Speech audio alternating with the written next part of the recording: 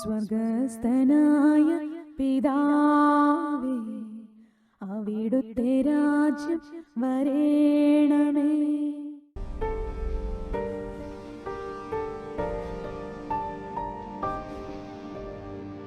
ഉത്ഥാന തിരുനാളിൻ്റെ 4-ാം ആഴ്ചയിലൂടെ നാം കടന്നു പോവുകയാണ്. ഈ മെയ് മാസത്തിലെ മെയ് മാസം 13-ാം തീയതി അത് ഞാൻ ഓർപ്പിച്ചു വരുന്ന ഫാത്തിമ മാതാവിൻ്റെ ഓർമ്മയാണ്, തിരുനാളാണ്. പരിശുദ്ധ അമ്മ നമ്മുടെ ജീവിതത്തിലേക്ക് നമുക്ക് യേശുവിനെ നൽകാനായിട്ട് കടന്നു വന്നതാണ്. ഇത് പറയുമ്പോൾ ഇന്ന് നമുക്ക് ആർട്ടിഫിഷ്യൽ ഇൻ്റലിജൻസ് അല്ലേ, പരിശുദ്ധ അമ്മയുടെ രൂപമൊക്കെ എത്ര ബ്യൂട്ടിഫുൾ, വേൾഡ് സുന്ദരിയെ പോലെയൊക്കെയാണ് പരിശുദ്ധ അമ്മയുടെ ചിത്രമൊക്കെ ഉണ്ടാക്കി വെച്ചിരിക്കുക. അതൊന്നും അല്ല പറയുന്നത്. പരിശുദ്ധ അമ്മ സാധാരണ ഒരു ലിപ്സ്റ്റിക്കൊന്നുമില്ല, കളറൊന്നും ഇല്ലാത്തൊരു സാധാരണ പെൺകുട്ടിയായിരുന്നു. നമ്മൾ ആ രീതിയിലാണ് കാണേണ്ടത് അമ്മയും. പിന്നെ വേറൊരു കാര്യം, നമ്മുടെ മയാമിയിലെ മലങ്കര ഇടവകയുടെ അച്ഛൻ സന്തോഷച്ഛന് എന്നോട് പേഴ്സണലായിട്ട് പറഞ്ഞൊരു കാര്യമുണ്ട്. ജോസ് സാറേ എന്നൊക്കെ വിളിക്കും. പറഞ്ഞ് ഈ ശരിക്കുള്ള മാതാവ് ഉണ്ണീശോയെ കൈപ്പിടിക്കുന്ന മാതാവെന്ന് പറഞ്ഞു.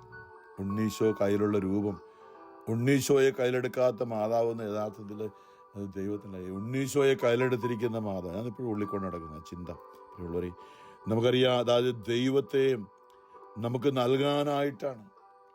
നമുക്ക് പരിശുദ്ധ അമ്മയെ ഇടയ്ക്ക് ഓർപ്പിക്കുന്നത് പോലെ ഫാത്തിമായുടെ വെളിപ്പെടുത്തൽ എന്തുമാത്രം വലിയ വെളിപ്പെടുത്തലാണ്. ഋഷിയുടെ മാനസാന്തരത്തിന് വേണ്ടി പ്രാർത്ഥിക്കാനും പിന്നെ ശുദ്ധീകര ആത്മാക്കൾക്ക് വേണ്ടി, സോൾസ് ഇൻ പെർഗട്ടറിക്ക് വേണ്ടി പ്രാർത്ഥിക്കാനുള്ള ഓ എൻ്റെ ഈശോയെ എന്നുള്ള പ്രാർത്ഥനയൊക്കെ ജപമാലക്കിടയിൽ നമ്മൾ ചെല്ലുന്ന അല്ലേ. ഓ എൻ്റെ ഈശോയെ, ഞങ്ങളുടെ പാപങ്ങൾ ക്ഷമിക്കണമേ, നരകാഗ്നിയിൽ നിന്ന് ഞങ്ങളെ രക്ഷിക്കണമേ. നമ്മളെന്താണ് പ്രാർത്ഥിക്കേണ്ടതെന്നാണ് മാതാവ് പറഞ്ഞത്.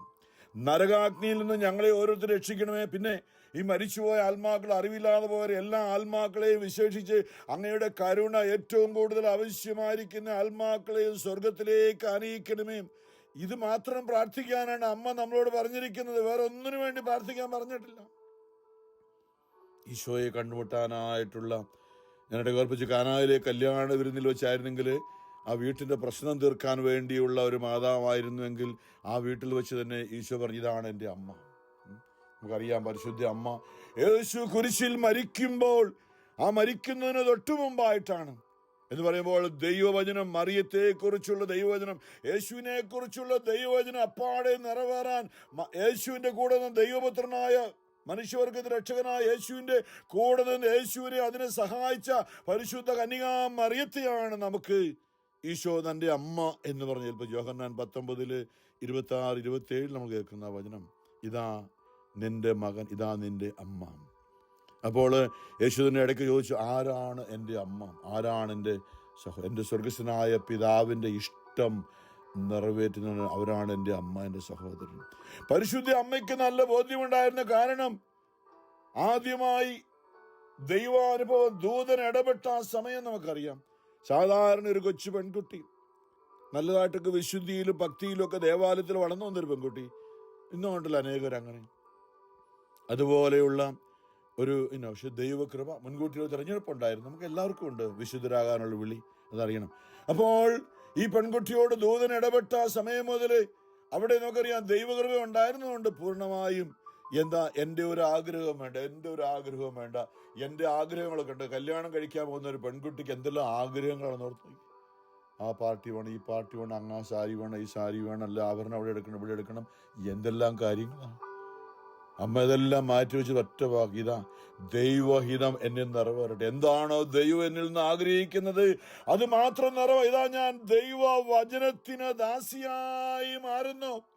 ഞാൻ എൻ്റെ ആഗ്രഹങ്ങളൊക്കെ ഉപേക്ഷിക്കുകയാണ്. ഈശോ പിന്നീട് അല്ലേ നമുക്കറിയാം, സുവിശേഷത്തിൽ ഈശോ പറഞ്ഞത്, ആരെങ്കിലും എന്നെ അനുഗമിക്കാൻ ആഗ്രഹിക്കും, യോഹന്നാൻ 9 അല്ലെങ്കിൽ ലൂക്ക 9:23, ആരെങ്കിലും എന്നെ അനുഗമിക്കാൻ ആഗ്രഹിക്കുന്നെങ്കിൽ അവൻ സ്വയം തന്നെ സ്വന്തം കുരിശും എടുത്തുകൊണ്ട് അനുദിനം എൻ്റെ പിന്നാലെ വരട്ടെ എന്ന് ഈശോ പറഞ്ഞ ആ വചനം യേശു പറയുന്നതിന് മുമ്പേ അത് മറിയത്തിൽ വന്ന് നിറഞ്ഞു.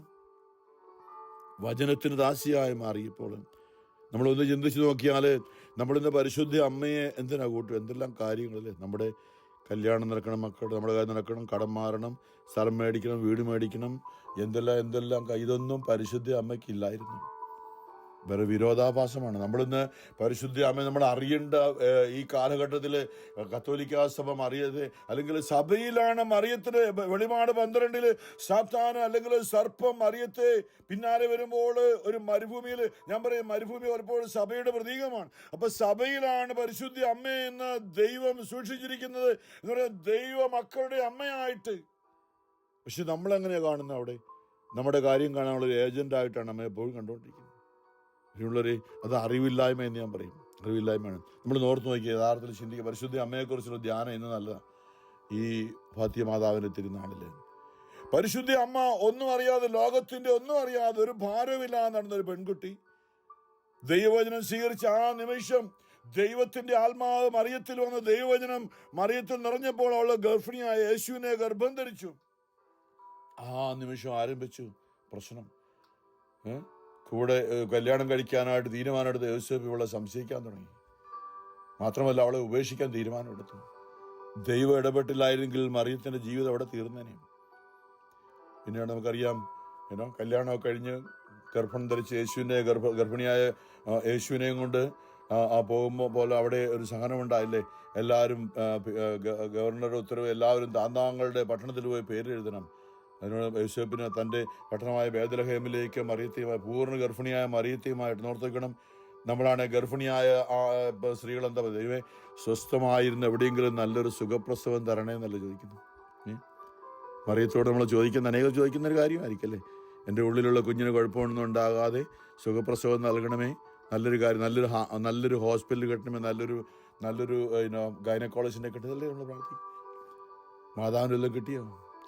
മാതാവിന് ആ പൂർണ്ണ ഗർഭിണിയായ കഴുതപ്പുറത്ത്, അവിടേക്ക് എന്തെല്ലാം അപകടമാണല്ലോ. പൂർണ്ണ ഗർഭിണിയായ സ്ത്രീ വളരെ ദൂരം കഴുതപ്പുറത്ത് യാത്ര ചെയ്യേണ്ടി വരുന്നു. ഓർത്ത് നോക്കി, അത് ആ സഹനം ഉണ്ടായി. അത് കഴിഞ്ഞ് അവിടെ ബേത്ലഹേമിൽ എത്തി കഴിഞ്ഞപ്പോൾ നോക്കി, അവിടെ ഒരു ഇടം പോലും ഇല്ല. ഒന്ന് സ്വസ്ഥമായിട്ട് വിശ്രമിക്കാൻ ഒരു മുറി പോലും കിട്ടുന്നില്ല. ഒരു മുറി നമ്മൾ ചോദിക്കുന്ന കാര്യമല്ലേ ഇതൊക്കെ അല്ലേ? ഒരു മുറി താമസിക്കാനായിട്ട് നല്ല മുറി കിട്ടിയിരുന്നെങ്കിൽ, അമ്മയെ ഞങ്ങളെ സഹായിക്കണം, ഞങ്ങൾ ചെല്ലുമ്പോൾ താമസിക്കാൻ നല്ല വീട്, ഒരു മുറി കിട്ടിയിരുന്നെങ്കിൽ. അവിടെ ഒരു മുറി പോലും കിട്ടിയില്ല. അവസാനം ആരും സഹായിക്കാനില്ലാതെ ആ യോസേപ്പ് മാതാവിനെയും കൊണ്ട് വഴി പോകുമ്പോൾ, എവിടെയെങ്കിലും കയറി കിടക്കാമെന്ന് പറഞ്ഞ് പോകുമ്പോൾ, അവിടെ ആർക്കും വേണ്ടാത്ത കാട്ടിലെ ഒരു ഗുഹ, ഏറ്റവും വൃത്തികെട്ട കാട്ടിലെയാണ്, ആരുടെയും സ്വന്തമല്ല. അവിടെ ആട്ടിടയന്മാരും കന്നുകാലികളെ നയിക്കുന്നവരൊക്കെ കയറി, അവർ മഴ പെയ്യുമ്പോൾ, മഞ്ഞ് പെയ്യുമ്പോൾ ആളുകൾക്ക് തൽക്കാലം വിശ്രമം നൽകാൻ വേണ്ടി അവരും അവിടെ ഇരുന്ന് വിശ്രമിക്കും. അവിടെ ആരും വൃത്തിയാക്കുന്നില്ല. ആർക്കും ഉത്തരവാദിത്തമില്ലാത്തൊരു സ്ഥലം. ചാണകവും ആട്ടുംകാട്ടവും ഒക്കെ വൃത്തികെട്ട മൂത്രം, ആ ആടിന്റെയും കാളയുടെയും പശുവിന്റെയും ഒക്കെ മൂത്രത്തിന് നാറ്റമുള്ളൊരു സ്ഥലം. നോർത്ത് നോക്കി, പരിശുദ്ധ അമ്മയ്ക്ക് പ്രസവിക്കാൻ കിട്ടിയ സ്ഥലം.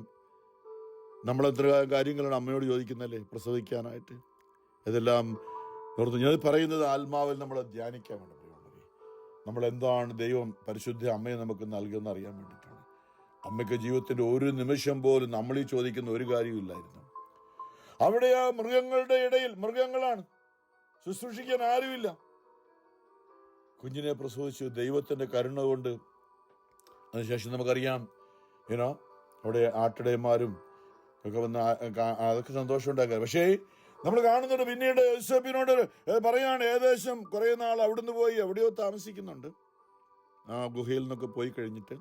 പെട്ടെന്നൊരു ഹെറോദോസ് എല്ലാ കുഞ്ഞുങ്ങളെയും കൊല്ലാനാണ്, 2 വയസ്സ് താഴെ കുഞ്ഞുങ്ങളെ കൊല്ലാൻ. അതുകൊണ്ട് രാത്രി തന്നെ കുഞ്ഞിനെ എടുത്തുകൊണ്ട്, അമ്മയെയും കുഞ്ഞിനെയും കൊണ്ട് എത്രയും വേഗം ഈജിപ്തിലേക്ക് പലായനം ചെയ്യുക എന്നോർത്ത് നോക്കി. 2 വയസ്സുള്ള കുഞ്ഞ്, ആ കുഞ്ഞിനെ എടുത്തുകൊണ്ട് നമ്മളാണ് സ്കൂള് മാറാനായിട്ട് പറയുമ്പോൾ കുഞ്ഞെന്ന് പലരും പറയും, ഇന്ന് സംസാരിക്കുമ്പോൾ ഞങ്ങൾ വീടിൽ നിന്ന് മാറുന്നത് കാരണം ഞങ്ങളുടെ കുഞ്ഞുങ്ങളുടെ കൂട്ടുകാരൊക്കെ ഉള്ള അവർക്ക് ഇഷ്ടമല്ല. ഞങ്ങൾ സ്കൂള് മാറിക്കഴിഞ്ഞാൽ അവർക്ക് ബുദ്ധിമുട്ടാണ്. കുഞ്ഞുങ്ങളുടെ കൂട്ടുകാരൊക്കെ ഉള്ളതുകൊണ്ട് ഇവിടെ തന്നെ, അതുകൊണ്ട് ഞങ്ങൾ അവരെ ഓർത്ത് ഇവിടെ തന്നെ താമസിക്കാൻ തീരുമാനമെടുത്തെന്നു. 2 വയസ്സായ ഏറ്റവും ചെറുപ്രായത്തിൽ കുഞ്ഞുങ്ങൾക്ക് ഏറ്റവും കൂടുതൽ ടോയൊക്കെ മേടിച്ചു കൊടുക്കുന്ന, അല്ലെങ്കിൽ നമ്മൾ ടെറിബിൾ 2 എന്നൊക്കെ പറഞ്ഞ ആ സമയം, കുരുത്തക്കേടിൻ്റെ സമയം. സാധാരണ ഒരു ബാലന യേശുവിനും അവിടെ കുഞ്ഞു കൂട്ടുകാരൊക്കെ ആ 2 വയസ്സിലൊക്കെ ഉണ്ടായിരുന്ന സമയത്ത് അതെല്ലാം പറിച്ചെറിഞ്ഞിട്ട് ഓടുകയാണ് ആരും ഇല്ലാത്ത ഈജിപ്തിലേക്ക്. അവിടെ ചെന്ന് കഴിഞ്ഞപ്പോൾ എന്താ ഒന്നുമില്ല. യേശു പിതാവ് ഒരു മരപ്പണിക്കാരനായിരുന്നു. അവിടെ ദാരിദ്ര്യത്തിൽ ഞാൻ പലപ്പോഴും ഓർപ്പിക്കാറുണ്ട്, ഒരു റോഡ് സൈഡിൽ കണ്ടൊരു വീട്, തുണിയൊക്കെ വലിച്ചു കിട്ടിയിട്ട് ഒരു കുടിലായിരിക്കും താമസിച്ചത്. അവിടെ യേശുവിന് ആരും ടോയൊന്നും കൊടുത്തില്ല. അവിടെ ഒരുപക്ഷെ റോഡരികിൽ കളിച്ചു വളർന്ന, ചെളിവെള്ളത്തിൽ കളിച്ചു വളർന്ന, ഉന്തിയ വയറുള്ള, നിക്കറിടാത്ത കുട്ടികളാണ് യേശുവിൻ്റെ കൂട്ടുകാരായിട്ട് വളർന്നു വന്നത്. കുറേ നാള് ഒരു ടോയ് പോലും കിട്ടിയിട്ടില്ല. അതിനുശേഷം അവിടുന്ന് തിരിച്ചു പോകാൻ പറഞ്ഞു. ഏറെ ദിവസമൊക്കെ മരിച്ചു. തിരിച്ച് നസറത്തിലേക്ക് വന്നു. അവിടെ വന്നപ്പോഴും നമുക്കറിയാം, സ്വന്തമായിട്ടൊന്നുമില്ല. അവിടെയും പാവം പ്രായമായ യോസേപ്പ് മഴപ്പണിക്കാരനായതുകൊണ്ട് കാര്യമായിട്ടൊന്നുമില്ല. ഈശോയോട് അത് കഴിഞ്ഞ് കുറേ നമ്മൾ കാണുന്നതല്ലേ, 12-ാമത്തെ വയസ്സിൽ യേശുവിനെ ദേവാലയത്തിൽ കൊണ്ടുപോകുമ്പോൾ കുഞ്ഞിനെ കാണാതെ പോയി. പെരുന്നാളിന് പോയിട്ട് കുഞ്ഞിനെ കാണാതെ പോയി. എന്തൊരു നോക്കണം, ഈ മാതാവിൻ്റെ ഉള്ളിലെ ദുഃഖം നമ്മൾ പറയും നമ്മുടെ കുഞ്ഞിനെ ഒന്ന് കാണാവോ എന്ന് ഓർത്ത് നോക്കി. ദൈവം ഈ കുഞ്ഞിനെ അല്ലെങ്കിൽ ഇവരെ ആ ദുഃഖത്തിൽ നിന്ന് സംരക്ഷിച്ചോ? ഇല്ല. 3 ദിവസം വേദന തിന്നുകൊണ്ട് അമ്മ കരഞ്ഞു, മോനെ മോനെ നീ എവിടെയാണെന്ന് ചോദിച്ചോണ്ട് ഉള്ളിൽ. നമ്മൾ അറിയണം പ്രിയമുള്ളവരെ, നമ്മൾ എന്തെല്ലാം കാര്യങ്ങളാണ് അമ്മയോട് ചോദിക്കുന്നത്. ഇതൊന്നും അമ്മയ്ക്ക് ഉണ്ടായിരുന്നില്ല. മുഴുവനും എന്തെല്ലാം കാര്യങ്ങളാണ് പറയുന്നത്. നമ്മൾ ചിന്തിക്കുന്ന ഓരോ കാര്യത്തിനും അവിടെ സുവിശേഷം ആരംഭിച്ചു. അവിടെ അനേകർ വന്ന് ഇത് നിന്റെ മകന് ഭ്രാന്ത് പിടിച്ചു കേട്ടോ, എല്ലാവരും കൂടെ അവനെ തല്ലിക്കൊല്ല, അതുകൊണ്ട് നീ അവനെ കൂട്ടിക്കൊണ്ടാന്ന് പറഞ്ഞ് മാതാവിനെ അറിയാം. പക്ഷേ ആൾക്കാരെല്ലാം കൂടെ വലിച്ചു പിടിച്ച് മാതാവിനെയും കൂട്ടിക്കൊണ്ട് യേശുവിൻ്റെ അടുത്തേക്ക് ചെല്ലുന്ന കാഴ്ചയൊക്കെ ഉണ്ടത്. അവന് സുബോധം നഷ്ടപ്പെടുന്നു. മാതാവിൻ്റെ ഉള്ളിൽ ദുഃഖം എന്ന് ഓർത്ത് നോക്കി. അതിനുശേഷം നമ്മൾ പെട്ടെന്ന് ഞാൻ അങ്ങോട്ട് പോവുകയാണ്. അതായത് യേശുവിൻ്റെ മരണത്തിന് വിധിക്കുന്നതും ആ സമയത്ത് അമ്മയുടെ കൂടെ നിൽക്കാൻ ആരുമില്ല എന്ന് പറയാനായിട്ട്. എന്തുമാത്രം അത്ഭുതങ്ങൾ, എന്തുമാത്രം ആൾക്കാർക്ക് അനുഗ്രഹങ്ങൾ കൊടുത്ത അവനെ ക്രൂശിക്കുക എന്ന് പറയുമ്പോൾ അമ്മയോട് ചേർന്ന് നിൽക്കാൻ ആരുമില്ല. ഇന്ന് പുറകോട്ട് റിവൈൻഡ് ചെയ്യുകയാണെങ്കിൽ ഞാനിപ്പോൾ ഓർപ്പിക്കുന്ന രാവിലെ ഓർപ്പിച്ചതുപോലെ യേശോ പിതാവ് അതിനിടയ്ക്ക് മരിക്കുകയാണെന്ന് ഓർത്തേക്ക്. ഈശോയ്ക്ക് വേണമെങ്കിൽ അന്ന് ഒരു അത്ഭുതം പ്രവർത്തിക്കാമെന്ന്. യേശോ പിതാവിന് അല്പം കൂടി ആയുസ് നീട്ടിക്കൊടുക്കായിരുന്നു. അല്ലെ താൻ കുരിശിൽ മരിക്കാൻ 33-ാമത്തെ വയസ്സ് താൻ കുരിശിൽ മരിക്കുമെന്ന് ഈശോയ്ക്ക് അറിയാം. താൻ മരിച്ചു കഴിയുമ്പോൾ തൻ്റെ അമ്മ വിധവ മാത്രമല്ല അനാഥയായി തീരാൻ പോവുകയാണ്, ആരും നോക്കാനില്ലാതെ. യേശോ പിതാവിന് രോഗമായിട്ടായിരിക്കാം. നമ്മൾ അമ്മേ മാതാവേ ഈ രോഗസൗഖ്യം നൽകണമേ അമ്മേ അല്ലേ. നമ്മളെവിടെയെല്ലാം ഫാത്തിമയിലും മജുഗോറിയിലും ലൂർദിലും ഒക്കെ നമ്മൾ തീർത്ഥാടനത്തിന് പോകുന്ന നമ്മുടെ ഈ പ്രശ്നം രോഗം മാറാനൊക്കെ ആയിരിക്കാം. പക്ഷെ അമ്മയുടെ കൂടെ ഉണ്ടായിരുന്ന യേശോ പിതാവിൻ്റെ രോഗമൊന്നും മാറില്ല, അദ്ദേഹം മരിച്ചു. ആ ദുഃഖം അതിനുശേഷം പിന്നെ ഇവനെ കുഞ്ഞിനെ ഒറ്റയ്ക്കാണ് വളർത്തിക്കൊണ്ടുവരേണ്ടത്. ഓർത്തേക്ക്. ഇതെല്ലാം ഞാൻ പറഞ്ഞു വരുന്നത് നമ്മൾ അറിയണം, യഥാർത്ഥത്തിൽ അമ്മയുടെ മനസ്സൊന്ന് അറിയണം. അവിടെ കുരിശിന്റെ വഴിയിൽ പോകുമ്പോൾ അവിടെ ആരുമില്ല. എല്ലാവരും അവനെതിരെ ആക്രോശിക്കുകയും അവനെ നിന്ദിച്ചെന്ന് പറയുമ്പോൾ ഇവനെ കുരിശുമരണത്തിന് വിധിക്കപ്പെട്ടുകൊണ്ട് ശപിക്കപ്പെട്ടവനാണ്. അവനെ തുപ്പുകയും ചവിട്ടുകയും നിലത്തിട്ട് വടിക്കുകയൊക്കെ ചെയ്തപ്പോൾ അമ്മയുടെ ദുഃഖം ഓർത്ത് നോക്കി. എന്തായിരുന്നു അതിനുവേണ്ടി ഈ ഒരു അവസ്ഥ മാറിക്കൊടുത്തില്ല. തൻ്റെ അമ്മയുടെ ഈ ദുഃഖം യേശു മാറ്റിയില്ല. അല്ലെ പോട്ടെ, അമ്മയങ്ങ് മരിച്ചേക്കാല്ലേ, അമ്മ എന്തിനെ കാണുന്നത്, അമ്മയങ്ങ് മരിച്ചേക്കാ എന്ന് ഈശോ ഇല്ല. അതെല്ലാം കഴിഞ്ഞ് നമുക്കറിയാം, കുരിശൻ്റെ ചുവട്ടിൽ മാതാവിൻ്റെ നമ്മൾ കുരിശൻ്റെ വഴി പറഞ്ഞ ശരീരം എടുത്ത് മടിയിലൊക്കെ കിടത്തിയപ്പോൾ ഉണ്ടായ നമ്മളാണെങ്കിൽ എന്തിനാണ് നീ എന്നെ ഇങ്ങനെ കൈവിട്ട്, എന്തൊരു ജീവിതമാണിത്. നിന്നോട് ഞാൻ വചനത്തിന് മുമ്പിൽ യേശു പറഞ്ഞ നാള് മുതൽ എനിക്ക് മുള്ളും സഹനമല്ലാതെ ഒന്നുമില്ല, എന്തിനാണ് എന്നോട് ഇങ്ങനെ ചെയ്തതെന്ന് അമ്മ ചോദിച്ചില്ല.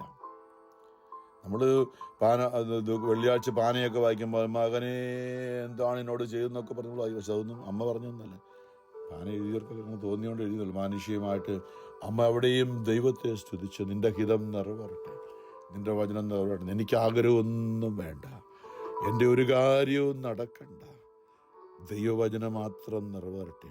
നമ്മൾ അറിയേണ്ട, ഈശോയെ സ്നേഹിക്കുന്നെങ്കിൽ നമ്മൾ അറിയേണ്ട കാര്യമാണ് പ്രിയമുള്ളവരെ.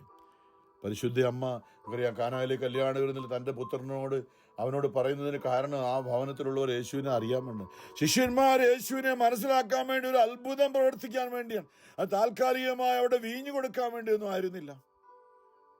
വചനം പറയുന്നുണ്ട് അവൻ്റെ ശിഷ്യന്മാർ അവനിൽ വിശ്വസിച്ചു എന്നാണ്. നമ്മുടെ പരിശുദ്ധ അമ്മ അതിനുശേഷം അപ്പസ്തോലന്മാരെ നയിക്കുന്ന പരിശുദ്ധ അമ്മയാണ്. യേശുവിൻ്റെ മരണശേഷം ഉത്ഥാനശേഷമൊക്കെയും പരിശുദ്ധ അമ്മ ഹൃദയത്തിൽ സംഗ്രഹിച്ച് ഓരോ കാര്യം നടക്കുമ്പോൾ ഇതെല്ലാം വചനം ഹൃദയത്തിൽ പരിശുദ്ധാത്മ ഓർപ്പിച്ചുകൊണ്ടെന്ന് ധ്യാനിച്ച് നന്ദി പറഞ്ഞുകൊണ്ട് ഹൃദയത്തിൽ സംഗ്രഹിച്ച് ധ്യാനിച്ചു കൊണ്ടിരുന്നു. അതെ, അവസാനം നോക്കറിയാം, തിരുസഭയുടെ സ്ഥാപനത്തിന് വേണ്ടി അമ്മയെ കർത്താവ് ഒറ്റയ്ക്ക് ആരുമില്ലാതെ യോഹന്നാനെ ഏൽപ്പിച്ചു കൊടുന്നൊക്കെ പറയുമ്പോൾ അത് സഭയ്ക്ക് അമ്മയായിട്ടാണ്, മാനുഷികമായ സംരക്ഷണത്തിന് വേണ്ടിയൊന്നും ആയിരുന്നില്ല. പിശാചിനോട് പോരാടാനുള്ള ഇത്രയും ദൈവവചനത്തിനു വേണ്ടി ജീവിതത്തിലെ എല്ലാ സഹനങ്ങളും ഹൃദയപൂർവ്വം ഏറ്റുവാങ്ങിയ അമ്മയെ പോലെ കുരിശിന്റെ ചുവട്ടിൽ നിൽക്കുമ്പോഴാണ് അമ്മയെ നമുക്ക് അമ്മയായി നൽകിയത്.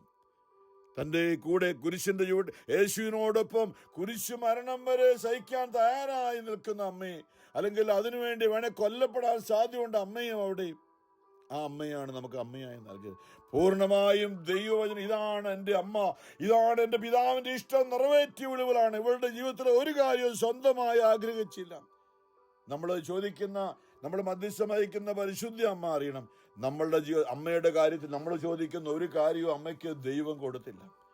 പരിശുദ്ധ അമ്മ, ഞാൻ പറയും, ഇന്നും നമുക്കൊന്നും തരുന്നില്ല. നമുക്ക് തരുന്ന ഒറ്റ കാര്യമാണ്, യേശുവിനെ അറിയാനായിട്ടുള്ള കൃപ തരും നമ്മുടെ ജീവിതത്തിൽ. ഇതാണ് ഞാൻ നടക്കുന്നത്. പക്ഷെ നമ്മൾ ദൈവത്തോട് അടുക്കാൻ, ദൈവവചനം പാലിക്കാനൊക്കെയുള്ള കൃപ നമുക്ക് ലഭിക്കും. അതുകൊണ്ട് ഫാത്തിമ മാതാവേയും ഈ തിരുനാളിൽ കടന്നു പോകുമ്പോൾ അമ്മയെ അറിയാൻ, ദൈവം എന്താണ് ആഗ്രഹിക്കുന്നത്, യേശു എന്തിനാണ് അമ്മയെ ഞങ്ങൾക്ക് തിരുസഭയ്ക്ക് നൽകിയെന്ന് അറിയാൻ ഒരാത്മീയാക്ക് നൽകണമേ. ആവേ മരിയ, ദൈവകൃപ നിറഞ്ഞവളെ, നിനക്ക് സ്വസ്തി. കർത്താവ് നിന്നോടുകൂടെ, നീ സ്ത്രീകളിൽ അനുഗ്രഹീതയാകുന്നു, നിന്റെ ഉദരഫലവും അനുഗ്രഹീതയാകുന്നു. പരിശുദ്ധ മറിയമേ, തമ്പുരാന്റെ അമ്മയെ, പാപികളായ ഞങ്ങൾക്ക് വേണ്ടി ഇപ്പോഴും ഞങ്ങൾ മരിക്കുന്നത് വരെയും ദൈവത്തോട് ചേർന്ന് വചനം പാലിക്കാനുള്ള കൃപ ഞങ്ങൾക്ക് നൽകണമേ. കൂദാശയായി സ്വയം ഇല്ലാതായി തീർന്ന ഈശോയെ, പരിശുദ്ധ പരമ ദിവ്യകാരുണ്യ നാഥനായ ഈശോയ്ക്ക് എന്നേരവും ആരാധനയും സ്തുതിയും പുകഴ്ചയും ഉണ്ടായിരിക്കട്ടെ.